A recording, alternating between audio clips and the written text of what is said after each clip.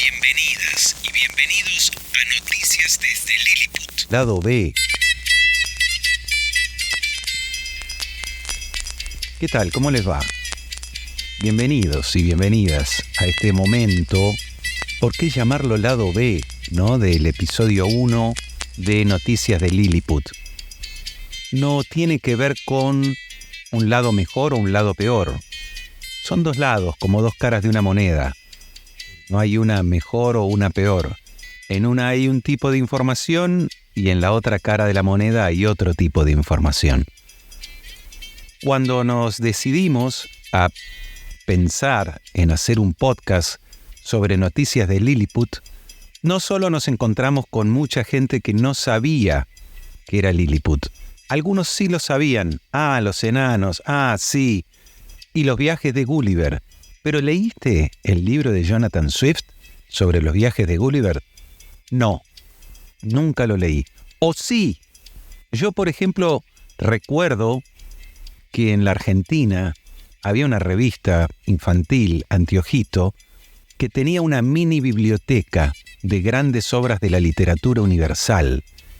Y estaba en un librito muy chiquito, muy hiper resumido, los viajes de Gulliver, y de allí sale el impacto que a mí me produjo ver esa imagen de Gulliver atado por los pequeños habitantes de Lilliput. Cuando nos decidimos entonces a hacer el podcast, nos encontramos con que mucha gente no había leído los viajes de Gulliver y que hacía falta este encuentro, ¿no? Con una obra antigua del año 1600 y pico y que necesitaba ser recuperada para poder entender un poco más el contexto que vamos a tener en nuestras Noticias de Lilliput lado A, en lo que tiene que ver con la actualidad de Lilliput. Y entonces vamos a ir leyendo en cada uno de estos episodios un capítulo de los viajes de Gulliver. En este caso vamos a estar trabajando con una traducción de Francisco Torres Oliver, basado en el The Gulliver's Travels de Jonathan Swift, del año 1726, como lo habrán escuchado en el lado A de este episodio 1, a Santiago Kalinowski recordarnos la fecha exacta de la publicación. Este libro que tenemos en nuestras manos tiene una presentación que dice que la literatura infantil es, en principio, la que un autor escribe pensando en que sus lectores van a ser los niños. Desde el siglo XIX hasta nuestros días, escritores como J.M. Barrie, A.A. Milne, Kenneth Graham, Richmal Crompton, Enid Blyton, Margaret May o J.K. Rowling han dedicado algunos de sus mejores esfuerzos al público infantil. Pero lo escrito conscientemente para ellos no es la única fuente que nutre las colecciones de libros para adolescentes. La literatura infantil y juvenil como género funciona con un talante francamente expansionista e incorpora a sus filas obras que sus autores concibieron sin tener en mente a lectores menores de edad. Las novelas históricas de Walter Scott, Las minas del rey Salomón de Hogarth, las novelas científicas de Julio Verne, los relatos de Sherlock Holmes, de seguro que Wells o London se hubieran sorprendido viendo buena parte de su obra en los catálogos de literatura juvenil. Recopilaciones de tradiciones folclóricas, fábulas, algunos clásicos aligerados de anteayer o que peinan siglos de canas, pero todo se utiliza para llenar los catálogos. La infantil realiza continuos secuestros en el repertorio de la literatura de adultos y pocas conquistas tan extrañas como la llevada a cabo desde hace generaciones con los viajes de Gulliver, de Jonathan Swift, un misántropo pesimista, sarcástico y en permanente estado de enfado que publicó bajo firma anónima esta sátira, auténticamente vitriólica, a la cual la censura en el pasado le ha metido las tijeras en repetidas ocasiones. Salvo en el caso de las novelas de aventuras, que desde antaño se consideraron edificante lectura sobre los logros del esfuerzo, la amistad, el valor, etc., lo habitual es que los clásicos de adultos pierdan algunas plumas en su adaptación para niños. Suelen reducir longitud, modernizan lenguaje, eliminan, si lo hay, lo truculento o escabroso, y ganan en ilustraciones.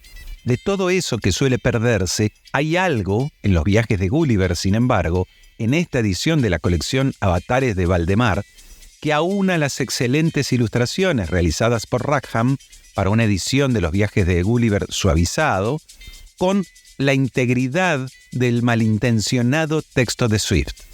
La edición de Valdemar, por lo tanto, es íntegra y textual y sigue fielmente la edición de la Oxford University Press a cargo de Louis Landa. La razón del porqué de la conversión en clásico de la infancia de los viajes de Gulliver hay que buscarla quizá en la afinidad que se ha dado en algunas épocas entre lo fantástico y lo infantil, y posiblemente también en una cierta proximidad temática entre los cuentos clásicos infantiles y los personajes de los dos primeros viajes de Gulliver.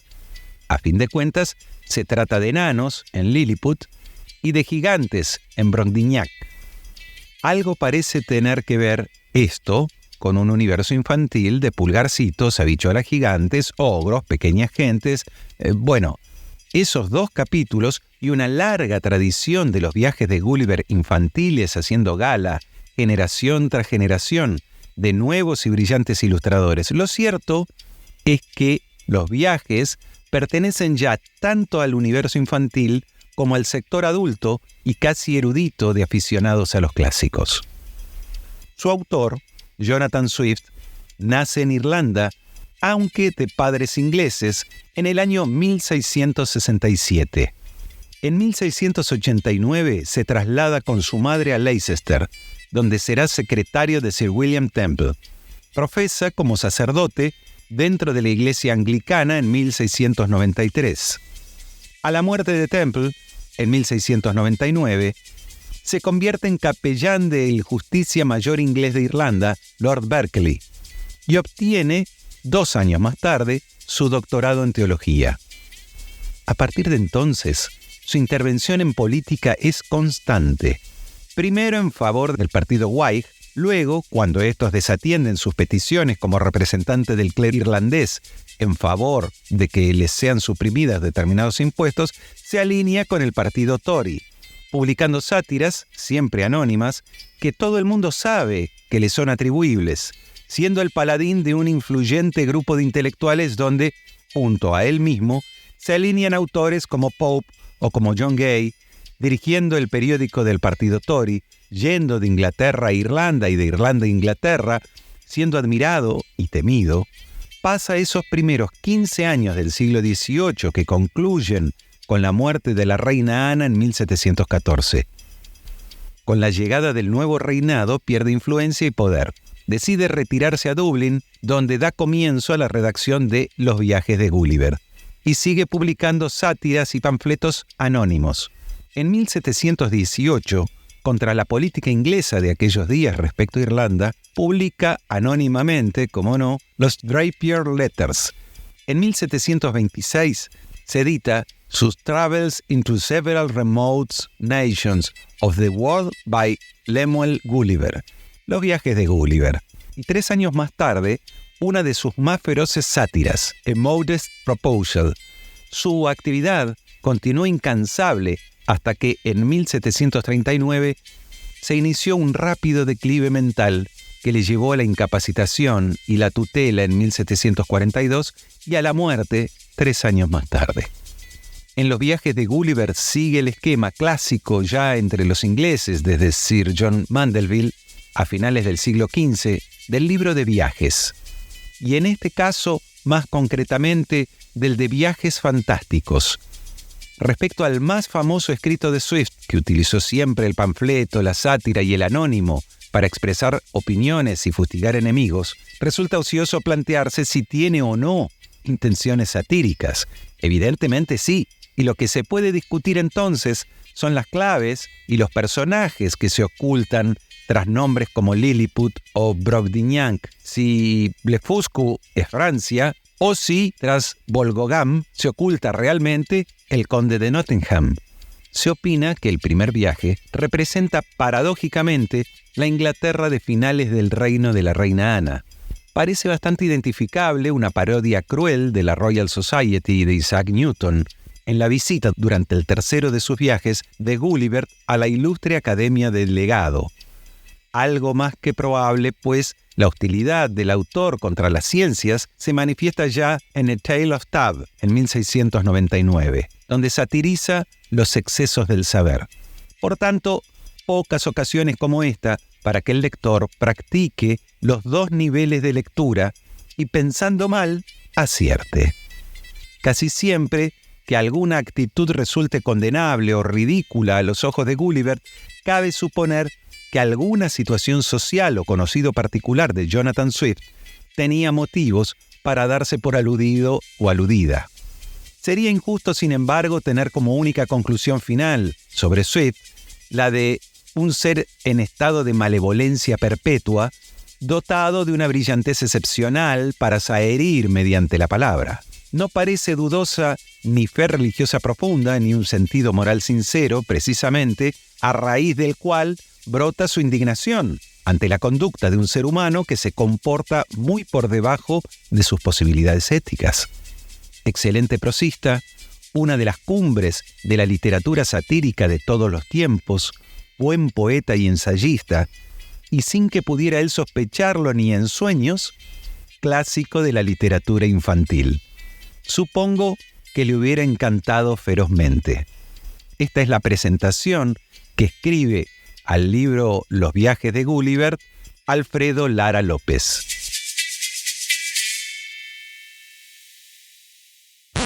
Ahora sí, vamos con Los viajes de Gulliver a varias remotas naciones del mundo, un libro de Jonathan Swift, la parte primera, Viaje a Lilliput, y el capítulo 1.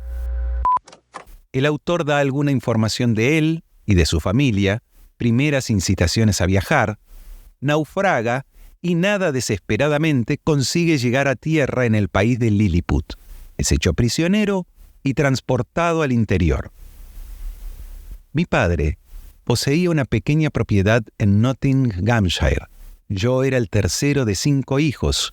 Me envió a Emmanuel College de Cambridge a los 14 años, donde residí 3, y me apliqué en mis estudios. Pero como la carga de mi manutención, aunque tenía una asignación muy pequeña, era demasiada para una economía modesta, me vi obligado a colocarme de aprendiz con el señor James Bates, cirujano eminente de Londres, con el que estuve 4 años.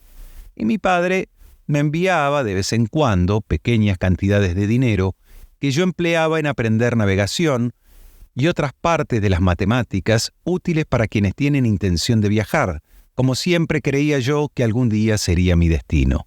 Cuando dejé al señor Bates, volví con mi padre, donde con su ayuda y la de mi tío John y algún otro pariente, obtuve 40 libras y la promesa de 30 más al año para mi mantenimiento en Leiden. Allí estudié física 2 años y 7 meses, sabedor que sería provechosa para los viajes largos. A poco de regresar de Leiden, fui recomendado por mi buen maestro, el señor Bates, para cirujano del Swallow, mandado por el capitán Abraham Pannell, con quien continué 3 años y medio e hice un viaje o 2 al Levante y a otras regiones. Al regresar, decidí establecerme en Londres, a lo que me animó el señor Bates, mi maestro, quien me recomendó a varios pacientes. Ocupé parte de una casita de la antigua judería y, aconsejado de que cambiase de estado, me casé con Mary Barton, hija segunda del señor Edmund Barton, calcetero de Newgate Street, con la que recibí 400 libras de dote. Pero tras la muerte de mi buen maestro Bates, 2 años más tarde, y dado que tenía pocos amigos, mi trabajo empezó a decaer, porque mi conciencia no me permitía imitar la mala práctica de multitud de colegas. Así que, después de consultarlo con mi esposa y algunos amigos, decidí embarcar otra vez. Fui de cirujano en 2 barcos sucesivos e hice varios viajes durante 6 años a las Indias Orientales y Occidentales, con lo que incrementé un poco mi patrimonio. Pasaba las horas libres leyendo los mejores autores antiguos y modernos, porque siempre estaba provisto de buena cantidad de libros. Cuando bajaba a tierra, observando las costumbres y carácter de la gente, así como aprendiendo su lengua, para lo que tenía gran facilidad por la solidez de memoria. Dado que el último de estos viajes no resultó muy afortunado, me cansé de la mar y decidí quedarme en casa con mi esposa y mi familia. Me mudé de la antigua judería a Fetter Lane y de aquí a Wapping con la esperanza de salir adelante entre la gente de mar, aunque sin resultado. Tras esperar 3 años a que se enderezase la situación, acepté un ventajoso ofrecimiento del capitán William Pritchard, que mandaba el Antílope e iba a hacer un viaje a los mares del sur. Zarpamos de Bristol el 4 de mayo de 1699 y nuestro viaje fue al principio muy próspero. No estaría bien, por muchas razones, agobiar al lector con los pormenores de nuestras aventuras en esos mares. Bástele saber que en el viaje de allí a las Indias Orientales, un violento temporal nos abatió al noroeste de la tierra de Van Diemen. Por una observación, descubrimos que estábamos en la latitud de 30 grados 2 minutos sur. 12 de nuestra tripulación habían muerto por excesivas penalidades y mala alimentación, y el resto se hallaban muy débiles. El 5 de noviembre, que eran comienzos de verano en esas regiones, y con tiempo muy neblinoso, los marineros avistaron un escollo a menos de medio cable del barco, pero el viento era tan fuerte que nos empujó directamente sobre él y nos estrellamos enseguida. 6 de la tripulación, yo incluido, tras arriar un bote al agua, conseguimos apartarnos del barco y del escollo. Bogamos, según mis cálculos, unas 3 leguas, hasta que no pudimos más, extenuados como estábamos ya por las privaciones en el barco. Así que nos confiamos a la merced de las olas y como media hora después volcó el bote a causa de un súbito golpe de viento del norte. No sé qué fue de mis compañeros de bote, ni de los que escaparon del escollo o se quedaron en el barco, pero me temo que perecieron todos. Nadé hacia donde el azar quiso dirigirme y el viento y la marea empujarme. A menudo bajaba las piernas pero no tocaba el fondo, y estaba ya casi exhausto y sin fuerzas para seguir luchando cuando descubrí que hacía pie. Y entretanto, el temporal había disminuido considerablemente. El declive del fondo era tan suave que caminé casi 1 milla antes de alcanzar la playa, que según calculé fue hacia las 8 de la tarde. Entonces seguí hacia el interior cerca de media milla, aunque sin descubrir vestigio ninguno de casas o habitantes, o al menos me encontraba tan débil que no me di cuenta. Estaba indeciblemente cansado, lo que sumado al calor del ambiente y a la media pinta de aguardiente que me había tomado en el momento de abandonar el barco, hizo que sintiese enormes deseos de dormir. Me tumbé en la hierba, que era muy corta y blanda, y dormí profundamente, como no recuerdo haberlo hecho en mi vida. Y según calculé, unas 9 horas, porque cuando me desperté era de día. Intenté levantarme, pero no pude moverme, porque tumbado, boca arriba como estaba, descubrí que tenía los brazos y las piernas firmemente sujetos al suelo, y el pelo, que era largo y espeso, lo tenía atado de la misma manera. Asimismo, noté tenues ligaduras que me cruzaban el cuerpo desde las axilas a los muslos. Solo podía mirar hacia arriba. El sol empezaba a calentar y la luz me molestaba en los ojos. Oí un rumor confuso a mi alrededor, pero dada la postura en la que estaba, no veía otra cosa que el cielo. Al poco rato noté que sobre mi pierna izquierda se movía alguna bestezuela que, avanzando despacio por encima del pecho, me llegó casi hasta la barbilla. Cuando, al volver los ojos todo lo abajo que pude, descubrí a un ser humano de no más de 6 pulgadas de alto, con un arco y una flecha en las manos y aljaba a la espalda. Entretanto, noté que por lo menos 40 más del mismo tamaño, según imaginé, seguían al primero. Estaba absolutamente asombrado y solté tal bramido que retrocedieron espantados. Algunos, como me contaron después, se magullaron en la caída al saltar desde mis costados al suelo. Sin embargo, volvieron enseguida y uno de ellos, que se atrevió a avanzar lo bastante para verme entera la cara, alzando las manos y los ojos en un gesto de admiración, exclamó con voz chillona pero distinta: «Hekinak de Dul». Los otros repitieron las mismas palabras varias veces, que entonces yo no sabía qué significaban. Yo estaba, a todo esto, puede creerme el lector, enormemente inquieto. Por último, Forcejeando, tuve la suerte de romper las cuerdas y arrancar las estacas que me sujetaban el brazo izquierdo al suelo, porque al levantarlo hasta la cara descubrí el procedimiento que habían empleado para atarme, y al mismo tiempo, con un tirón fuerte que me produjo un tremendo dolor, aflojé un poco los hilos que me ataban el pelo del lado izquierdo, de manera que pude volver la cabeza unas 2 pulgadas. Pero las criaturas se echaron a correr por segunda vez antes de que pudiera atraparlas, lo que dio lugar a una gran confusión de chillidos, y cuando cesó, oí gritar a uno de ellos, Tolgo Fonak, y sentí al instante que disparaban más de 100 flechas a la mano izquierda que se me clavaron como otros tantos alfileres, y a continuación dispararon otra descarga al aire como hacemos en Europa con las bombas. Muchas de ellas creo que me cayeron sobre el cuerpo, aunque no las noté, y algunas en la cara, que inmediatamente me cubrí con la mano izquierda. Al cesar este chaparrón de flechas, empecé a gemir de dolor y seguidamente, al forcejear una y otra vez para soltarme, me lanzaron otra descarga más grande que la primera y algunos trataron de pincharme con lanzas en los costados. Pero por suerte llevaba un jubón de ante que no lograron traspasar. Juzgué que lo más prudente era quedarme quieto y me hice el ánimo de seguir así hasta la noche, momento en que, con la mano izquierda suelta, podría liberarme. Y en cuanto a los habitantes, tenía motivos para creer que podría enfrentarme al ejército más poderoso que pudieran lanzar contra mí si eran todos del mismo tamaño que el primero que había visto. Pero el destino dispuso de mí de otra manera. Al observar a aquella gente que me había tranquilizado, dejaron de disparar flechas, pero por el creciente rumor me di cuenta de que aumentaba su número, y a unas 4 yardas de mí, frente a mi oreja derecha, estuve durante más de 1 hora oyendo golpeteos como de gente trabajando, y al volver la cabeza en esa dirección hasta donde las estacas y los hilos me permitían, vi que habían erigido un estrado, como a 1,5 pies del suelo, capaz de contener 4 habitantes, con 2 o 3 escalas para subir. Desde él, uno de ellos, que parecía ser una persona de calidad, me dirigió un largo discurso del que no entendí una palabra. Pero debía haber dicho que antes de que este personaje iniciara su perorata, gritó 2 o 3 veces, «Langro de Ulsan». Estas palabras y las anteriores me las repitieron y explicaron después. Tras lo cual, se llegaron inmediatamente unos 50 habitantes y cortaron los cordeles que me sujetaban al lado izquierdo de la cabeza, lo que me permitió volverme a la derecha y observar la persona y ademán del que iba a hablar.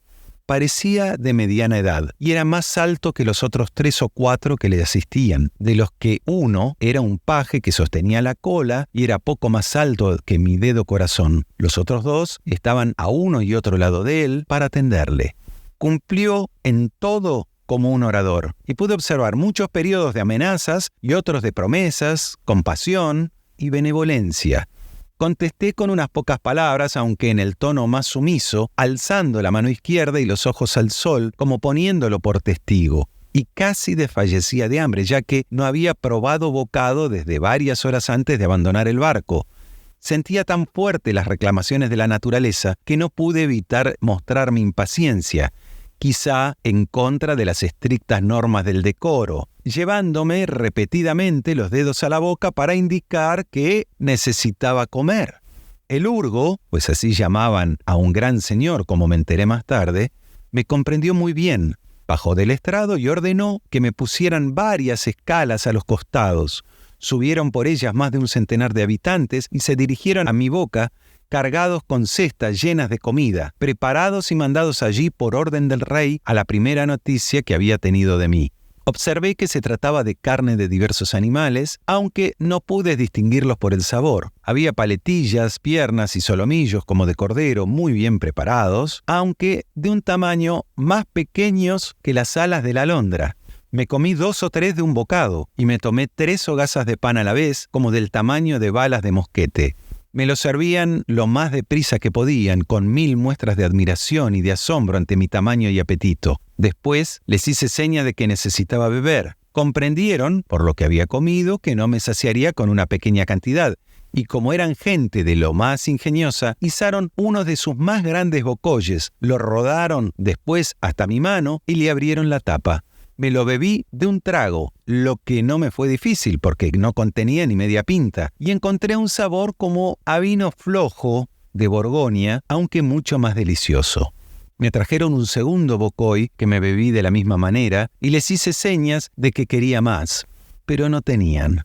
Cuando hube terminado estos prodigios, gritaron de júbilo, bailaron sobre mi pecho y repitieron varias veces lo que habían gritado al principio, Hekinan de Gul. Me indicaron por señas que arrojase los 2 bocoyes al suelo, advirtiendo antes a la gente de abajo que se apartara con grandes gritos de Borach mi bola. Y cuando vieron volar los recipientes, hubo una exclamación general de Hekinan de Gul. Confieso que estuve tentado muchas veces, mientras andaban de un lado para otro sobre mi cuerpo, de agarrar 40 o 50 de los primeros que se pusieron a mi alcance y despachurrarlos contra el suelo. Pero la conciencia de lo que había sentido, de lo que probablemente no era lo peor que me podían hacer, y la palabra que les había dado, porque en ese sentido daba yo mi actitud de sumisión, me hicieron desechar enseguida tal idea. Además, ahora me habían tratado con tanto gasto y magnificencia. Sin embargo, en mi interior no me asombraba suficientemente la intrepidez de estos diminutos mortales que se atrevían a subir y deambular por encima de mi cuerpo mientras tenía yo una mano libre, sin temblar ante la visión de un ser tan enorme como debía parecerles. Al cabo de un rato, cuando vieron que no les pedía más de comer, apareció ante mí un personaje de alto rango enviado por su majestad imperial. Tras subirse su excelencia a la parte delgada de mi pierna derecha, se encaminó hacia mi cara, con alrededor de una docena de su séquito, y sacando sus credenciales con el sello real que me acercó a los ojos, habló durante unos 10 minutos sin muestra alguna de severidad, aunque con alguna especie de decidida resolución, señalando a menudo hacia adelante, que como averigüé después, era hacia la capital, a una media milla de distancia, a donde debía ser conducido, como había acordado su majestad en el consejo. Contesté con pocas palabras, aunque no servía de nada, e hice gesto con la mano que tenía libre llevándome a la otra, pero por encima de la cabeza de su excelencia, por temor a hacerle daño a él y a su séquito, y luego a la cabeza y al cuerpo, para indicarle que me soltasen. Me comprendió bastante bien porque meneó la cabeza de manera negativa y alzó la mano en un gesto que indicaba que debía ser conducido como prisionero. Sin embargo, me hizo otras señas para hacerme saber que tendría comida y bebidas suficientes y muy buen trato, por lo que pensé otra vez en intentar romper las ligaduras, pero esta vez, al sentir el escozor de las flechas en la cara y en las manos que tenía llenas de ampollas, con multitud de dardos clavados aún en ellas, y observar igualmente que el número de mis enemigos aumentaba, hice gestos para darles a entender que podían hacer conmigo lo que quisieran. Con esto se retiraron el urgo y su séquito, con gran civismo y el semblante animado. Poco después oí un grito general con frecuente repetición de las palabras Peplum Selan, y noté que gran número de gente a mi izquierda aflojaba las cuerdas, de manera que pude volverme sobre el costado derecho y aliviarme orinando, lo que hice abundantemente para gran asombro de la gente que, adivinando por mis movimientos lo que iba a hacer, se apartó rápidamente a la derecha e izquierda, en ese lado, para evitar el torrente que brotó de mí con ruido y violencia. Pero antes de esto, me habían embadurnado la cara y las manos con una especie de ungüento de olor muy agradable que en pocos minutos me quitó el escozor de las flechas. Estas atenciones, unidas al refresco recibido con las vituallas y la bebida, muy reparadoras, me dispusieron al sueño. Dormí unas 8 horas, como después me aseguraron, lo que no tenía nada de extraño, porque los físicos, por orden del emperador, habían mezclado una poción somnífera en el vino de los bocoyes. Durante la noche me enviaron abundante comida y bebida y dispusieron una máquina para transportarme a la capital. Esta decisión quizá pueda parecer muy temeraria y arriesgada, y estoy convencido de que no la habría imitado ningún príncipe de Europa en semejante coyuntura. Sin embargo, en mi opinión, fue extremadamente prudente a la vez que generosa, porque suponiendo que esta gente hubiera tratado de matarme con sus lanzas y sus flechas mientras dormía, sin duda habría despertado a la primera sensación de escozor, lo que podría haberme avivado la rabia y la fuerza al extremo de hacer posible que rompiera las cuerdas con las que me tenían inmovilizado. Después, como no habrían sido capaces de oponer ninguna resistencia, no podrían esperar piedad. Esta gente son excelentes matemáticos y han llegado a alcanzar gran perfección en mecánica merced al apoyo y aliento del emperador, que es un reputado protector del saber. Este príncipe posee varias máquinas armadas sobre ruedas para el transporte de troncos y otros grandes pesos. A menudo construye sus buques de guerra más grandes, de los que algunos alcanzan los 9 pies de eslora, en el bosque donde se produce la madera y hace que los transporten en estos ingenios hasta el mar a unas 300 o 400 yardas. 500 carpinteros y expertos se pusieron al punto a trabajar en la preparación del ingenio más grande que tenían. Era un armazón de madera que se alzaba a 3 pulgadas del suelo, de unos 7 pies de largo y 4 de ancho, movido por 22 ruedas. El grito que oí fue por la llegada de este ingenio que, al parecer, se había puesto en marcha a las 4 horas de mi llegada a tierra. Lo situaron paralelamente a mí, donde yacía, pero la principal dificultad era levantarme y ponerme en este vehículo. Erigieron para este fin 80 palos, cada uno de 1 pie de largo, con cuerdas muy fuertes, del grosor del bramante, sujetas mediante ganchos a multitud de vendas que los trabajadores me habían ceñido alrededor del cuello, brazos y piernas. Se emplearon 900 hombres de los más fuertes para tirar de estos cordeles mediante motones hechos firmes a los palos. Y así, en menos de 3 horas, fui levantado y depositado en el ingenio, y atado fuertemente a él. Todo esto me lo contaron porque mientras se llevaba a cabo este trabajo, estuve profundamente dormido por el efecto de la medicina somnífera vertida en la bebida. 1500 de los más grandes caballos del emperador, cada uno de unas 4,5 pulgadas de alto, se emplearon para transportarme hasta la metrópoli, que, como he dicho, se hallaba a media milla de distancia. Unas 4 horas después de emprender el viaje, me desperté debido a un percance ridículo, porque al detenerse un rato el carruaje para arreglar algo que se había averiado, 2 o 3 jóvenes sintieron curiosidad por ver mi aspecto dormido. Treparon al ingenio y avanzaron muy calladamente hasta mi cara. Uno de ellos, oficial de la guardia, me metió el extremo puntiagudo de su pica por la ventana izquierda de la nariz, lo que me produjo picazón como una paja y me hizo estornudar de manera violenta, tras lo cual se escabulleron inadvertidamente y no me enteré hasta 3 semanas más tarde de por qué me había despertado tan de repente. Hicimos una larga marcha el resto de ese día y descansé por la noche con 500 centinelas a cada lado, la mitad con antorchas y la otra mitad con arcos y flechas, preparados para disparármelas si intentaba forcejear. A la mañana siguiente, proseguimos la marcha con la salida del sol y hacia el mediodía llegamos a 200 yardas de la puerta de la ciudad. El emperador salió con toda su corte a recibirnos, pero los altos dignatarios no consintieron de ningún modo que su majestad expusiera su persona subiendo a mi cuerpo.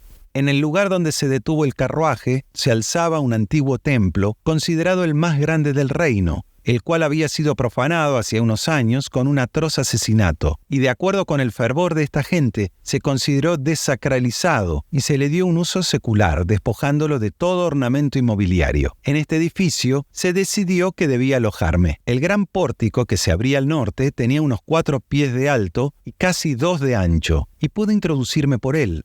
A cada lado del pórtico había una ventana pequeña, a no más de 6 pulgadas del suelo. Por la de la izquierda, los herreros del rey pasaron 91 cadenas, como las de los relojes de las damas de Europa y casi igual de grandes, que me ajustaron a la pierna izquierda con 36 candados. Enfrente de este templo, al otro lado de la gran calzada, a 20 pies de distancia, había un torreón de por lo menos 5 pies de alto. Aquí subió el emperador con muchos señores muy principales de su corte para tener ocasión de observarme, según me dijeron, porque yo no podía verlos. Se calculó que más de 100.000 habitantes salieron de la ciudad con el mismo propósito, y pese a la guardia que me custodiaba, creo que no fueron menos de 10.000 los que en diversos momentos subieron a mi cuerpo con la ayuda de escalas, pero muy pronto se pregonó un bando prohibiéndolo bajo la pena de muerte.